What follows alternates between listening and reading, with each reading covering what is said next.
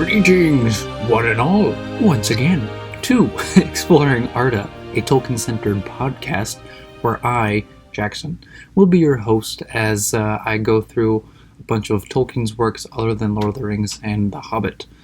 So, the last chapter, or I should say the last episode, I thought I would be able to get 2 episodes done at once, and that proved to be wrong. So I pretty much only did chapter 14 of the Silmarillion, and now today we're going to be doing chapter 15 of the Noldor in Beleriand. Simply because, I just didn't realize how long it was going to take for chapter 14 because there was so much to read. So this is obviously going to be all the involvement of the Noldor Elves into Beleriand, I think, because some of these chapters kind of blend together and I don't remember much of it, which is the whole point of what this podcast is all about for me, personally, going into a deeper delve into the Silmarillion and all of his other works. I realized that on this show, I guess I could say, especially visually now that I have a little better aspect of it all, I haven't really showcased, I suppose, many of the other books that I have. Like, for instance, I have, with me, I have, when my wife and I went to the Netherlands for our honeymoon, I actually was able to find the Silmarillion, but in Dutch. De Silmarillion. I was actually learning a little bit of Dutch because I have a little bit of Dutch blood in me anyway. So I started learning Dutch, and then that kind of fell apart because I was still in college. So, like this, for instance, chapter 15 is Over the Noldor in Beleriand. I hope I said that right, and I hope I didn't offend anybody by saying it wrong.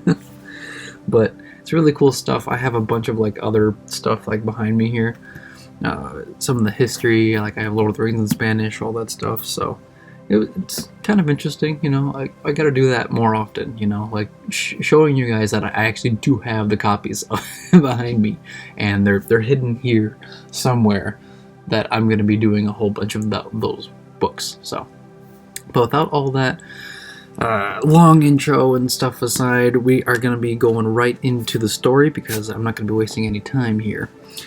So we'll be going into chapter 15 of the Noldor in Beleriand. So last chapter we talked about all the environments, the landscapes of Beleriand, of so many rivers.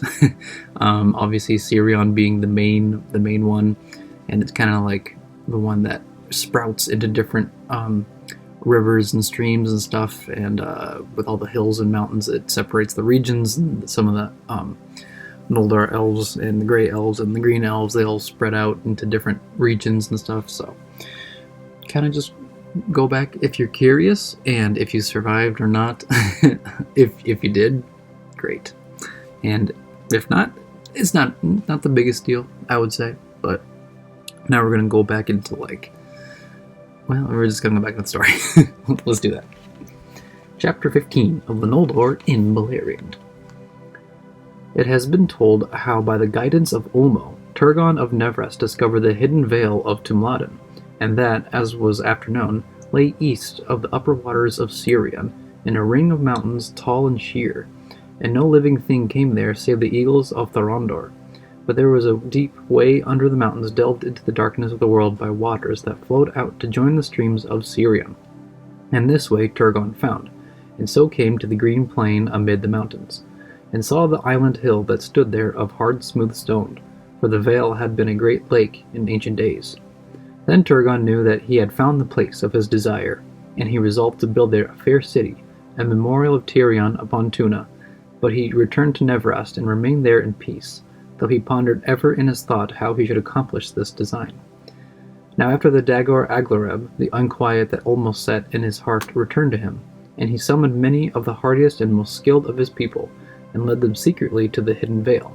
And there they began the building of the city that Turgon had devised. And they wow, I cannot talk. And they set a watch, there you go, all about it, that none might come about their work from without. And the power of Ulmo that ran in Sirion protected them. But Turgon dwelt still for the most part in Nevrast, until it came to pass that at last the city was full wrought, after 52 years of secret toil. It is said that Turgon appointed his name to be Ondolinde. Yeah, Ondolinde, in the speech of the Elves of Valinor, the rock of the music of water, for there were fountains upon the hill. But in the Sindarin tongue the name was changed, and it became Gondolin, the hidden rock. Then Turgon prepared to depart from Nevrast and leave his halls in Vinyamar, beside the sea. And there Ulmo came to him once again, and spoke to him. And he said, Now thou shalt go at last to Gondolin, Turgon, and I will maintain my power in the Vale of Sirion, and in all the waters therein, so that none shall mark thy going, nor shall any find there the hidden entrance against thy will. Longest of all the realms of the Eldalie shall Gondolin stand against Melkor. But love not too well the work of thy hands and the devices of thy heart, and remember that the true hope of the Noldor lieth in the west and cometh from the sea. And Ulmo warned Turgon that he also lay under the doom of Mandos, which Ulmo had no power to remove. Thus it may come to pass, he said, that the curse of the Noldor shall find thee to ere the end, and treason awake within thy walls. Then they shall be in peril of fire, and if this peril draweth nigh indeed, then even from Nevras one shall come to warn thee, and from him beyond ruin and fire hope shall be born for elves and men. Leave therefore in this house arms and a sword, that in years to come he may find them, and thus shalt thou know him, and not be deceived. And Ulmo declared to Turgon of what kind and stature should be the helm and mail and the sword that he left behind. And it goes on for a little longer here, so I'm just going to finish it and then kind of talk about it. So, continuing on here. Then Ulmo returned to the sea, and Turgon sent forth all his people, even to a third part of the Noldor of Fingolfin's following, and yet a greater host from the Sendar. And they passed away, company by company, secretly under the shadows of Erdwethrin, and they came unseen to Gondolin, and none knew whither they had gone. And last of all Turgon arose, and went with his household silently through the hills, and past the gates in the mountains, and they were shut behind him. Through many long years none passed inward thereafter, save Hurin and Huar only. And the host of Turgon came never forth again until the year of lamentation, after 350 years and more. But behind the circle of the mountains the people of Turgon grew and throve. And they put forth their skill and labor unceasing, so that Gondolin upon Amangwarath became fair indeed, and fit to compare even with elven Tirion beyond the sea. High and white were its walls, and smooth its stairs, and tall and strong was the tower of the king. There shining fountains played, and in the courts of Turgon stood images of the trees of old, which Turgon himself wrought with elven craft. And the tree which he made of gold was named Glingol, and the tree whose flowers he made of silver was named Belthil. But fairer than all the wonders of Gondolin was Idril, Turgon's daughter, she that was called Celebrimbor, the Silverfoot, whose hair was as the gold of Laurelin before the coming of Melkor. Thus Turgon lived long in bliss, but Nevras was desolate and remained empty of living folk until the ruin of Beleriand. Alright, so now we'll take the break that I was kind of mentioning. So we get, obviously, the importance, not important, well, more of the, well, I guess you could say importance, introduction of Gondolin. I absolutely love Gondolin. I think a lot of people kind of share that same fascination of a hidden city, pretty much. What was it, the city of Hidden Rock or something like that? Gondolin, the Hidden Rock. Yeah, Hidden Rock. Really cool stuff that it's just kind of like delved into the mountains itself, and that's where the city is, or at least that's the way that I picture it, like kind of like encircled by mountains, so that no matter what, they can see everybody else from the outside, but nobody else can see on the inside, and there's only like one secret passage to go in and out.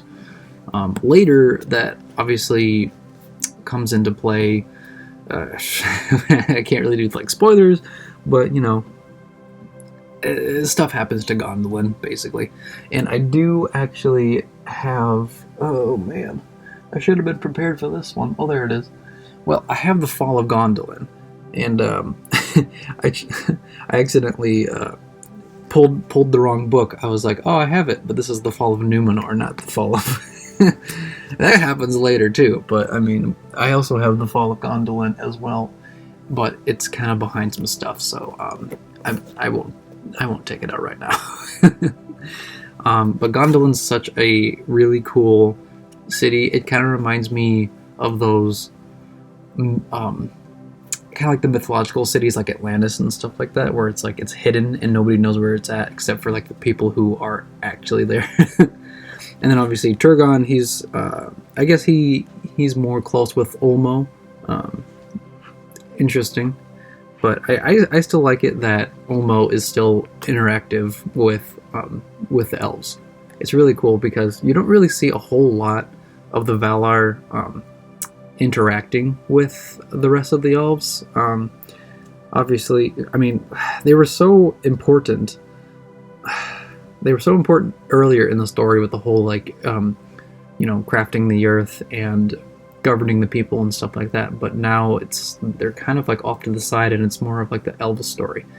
But at the same time, for me, it also tracks that since this is an Elven story and this is on the Elven viewpoint, technically, that I guess supposedly they wouldn't include the Valar in a lot of that stuff. They knew that the Valar are off protecting Arda in some, divine mythical way or something like that. For me, it makes sense for that, but like it's kind of a bummer that they don't interact with them very much. So it's really cool when Ulmo shows up and pretty much tells them, hey, Gondolin is under my protection, in a way. And then obviously Nevrest, where Turgon is from, it kind of just becomes desolate because he literally just takes all of his people and puts it into Gondolin. But pretty cool. So we'll go back to the story here. Oh, there we go. Now while the city of Gondolin was building in secret, Finrod Felagund wrought in the deep places of Nargothrond, but Galadriel his sister dwelt, as has been told, in Thingol's realm in Doriath, and at times Melian and Galadriel would speak together of Valinor and the bliss of old. But beyond the dark hour of the death of the trees, Galadriel would not go, but ever fell silent. And on a time Melian said, "There is some woe that lies upon you and your kin, that I can see in you. But all else is hidden from me, for by no vision or thought can I perceive anything that passed or passes into the west. A shadow lies over all the land of Aman, and reaches far out over the sea. Why will you not tell me more?" "For that woe is past," said Galadriel, "and I would take what joy is here left, untroubled by memory. And maybe there is woe enough yet to come, though still hope may seem bright." Then Melian looked in her eyes and said, "I believe not that the Noldor came forth as messengers of the Valar, as was said at first. Not though that they came in the very hour of our need. For they speak never of the Valar, nor have their high lords brought any message to Thingol, whether from Manwë or Ulmo, or even Olwë the king's brother, and his own folk that went over the sea. For what cause, Galadriel, were the high people of the Noldor driven forth as exiles from Aman? Or what evil lies on the sons of Feanor, there you go, see, that they are so haughty and so fell? Do I not strike near the truth?" "Near," said Galadriel, "save that we are not driven forth, but came of our own will, and against that of the Valar. And through great peril and in despite of the Valar, for this purpose we came, to take vengeance upon Morgoth and regain that he stole." Then Galadriel spoke to Melian of the Silmarils, and of the slaying of King Finwë at Formenos. But still she said no word of the oath, nor of the kinslaying, nor of the burning of the ships at Losgar. But Melian said, "Now much you tell me, and yet more I perceive. A darkness you would cast over the long road from Tirion, but I see evil there, which Thingol should learn for his guidance." "Maybe," said Galadriel, "but not of me." And Melian spoke then no more of these matters with Galadriel, but she told to King Thingol all that she had heard of the Silmarils. "This is a great matter," she said, "greater indeed than the Noldor themselves understand. For the light of Aman and the fate of Arda lie locked now in these things, the work of Feanor, who is gone. They shall not be recovered, I foretell, by any power of the Eldar, and the world shall be broken in battles that are to come, ere they are wrested from Morgoth. See now, Feanor they have slain, and many another, as I guess. But first of all the deaths they have brought and yet shall bring was Finwë your friend. Morgoth slew him, ere he fled from Aman." Then Thingol was silent, being filled with grief and foreboding. But at length he said, Now at last I understand the coming of the Noldor out of the west, at which I wondered much before.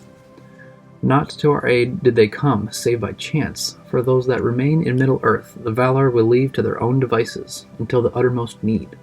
For vengeance and redress of their loss the Noldor came, yet all the more sure shall they be as allies against Morgoth, with whom it is not now to be thought that they shall ever make treaty. But Melian said, Truly for these causes they came, but for others also. Beware of the sons of Feanor. The shadow of the wrath of the Valar lies upon them, and they have done evil, I perceive, both in Aman and to their own kin. A grief but lulled to sleep lies between the princes of the Noldor. And Thingol answered, What is that to me? Of Feanor I have heard but report, which makes him great indeed. Of his sons I hear little to my pleasure, yet they are likely to prove the deadliest foes of our foe. Their swords and their counsels shall have two edges, said Melian, and afterwards they spoke no more of this matter. Alright, so it was a lot to read there, but also very important because of Galadriel, obviously, talking to Melian about, I guess, not really the dangers of the Silmarils, but definitely the importance of them, and the overall reason why the Noldor are there. First of all, because of the Doom, because they have to obviously stay, the Doom of the Noldor, because of Feanor, and it was only because of Feanor and his obsession over the Silmarils, that's why the whole people were brought over, as was previously read in other episodes. So check it out, it's really cool. And so Galadriel's pretty much telling Melian, kind of, she's telling the truth, but not the whole truth of what has happened. She didn't mention anything about the Kinslaying or the burning of the ships, which were really big key moments in the betrayal of Feanor, especially, I would say, especially against Fingolfin, his brother. Galadriel doesn't mention this because, I mean, that would mean both Thingol and Melian would hate them even more, or, well, Feanor and his sons, because it's like, oh, well, we already know that they're full of wrath and vengeance and, I guess, violence in a way. So telling them the whole truth would have made things worse, I think, from what I kind of gather from Galadriel's point of view. So, and yeah, Galadriel is very old. So whenever you watch the movies, just realize that Galadriel is literally from the Silmarillion era. So from the years of the trees. So it's wild. She knows a thing or two, I think. All right, enough bambling. We're gonna get back to the story here. It was not long before whispered tales began to pass among the Sindar concerning the deeds of the Noldor, ere they came to Beleriand. Certain it is whence they came, and the evil truth was enhanced and poisoned by lies. But the Sindar were yet unwary and trustful of words, as may well be thought. Morgoth chose them for this first assault of his malice, for they knew him not.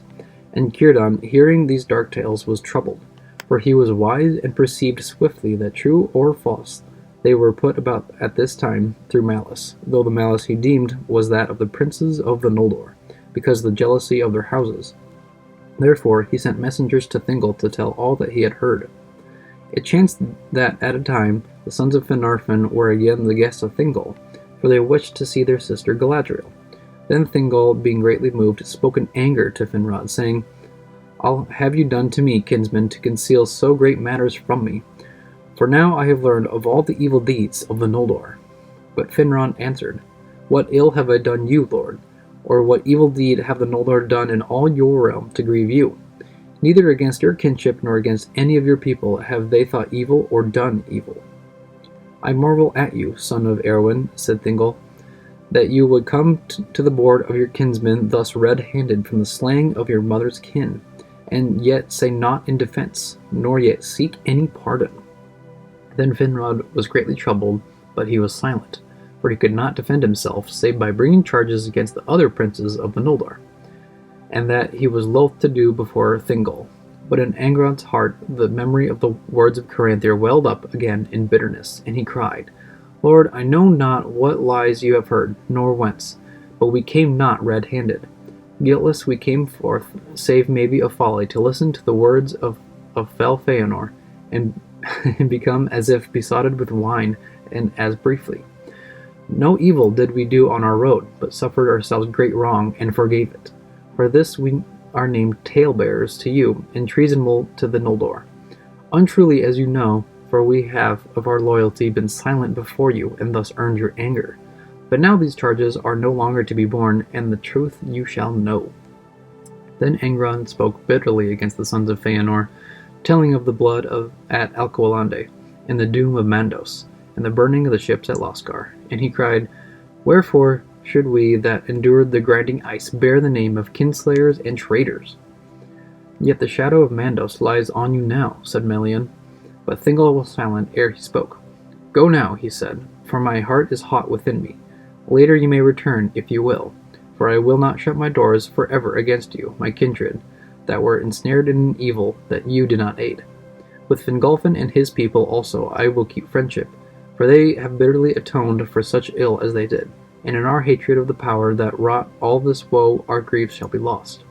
But hear my words, never again in my ears shall be heard the tongue of those who slew my kin in Alqualande, nor in all my realm shall it be openly spoken while my power endures. All the Sindar shall hear my command that they shall neither speak with the tongue of the Noldor nor answer to it, and all such as use it shall be held slayers of kin and betrayers of kin unrepentant. Yeah, so pretty much sorry, I got distracted here. So yeah, Finrod's pretty much just like listen, our people have definitely had a rough past, and we came here for safe dwellings and good tidings, all that stuff, coming in peace, all that stuff. But Thingol's really upset because they hadn't told him the entire truth of how they came to pass, I guess. And so they have like some, I guess, burning words, some passionate words shared. So pretty much at the end of it all, Melian and I suppose Thingol were agreed that, yeah, they can still stay. Words are just escaping me today. It's terrible.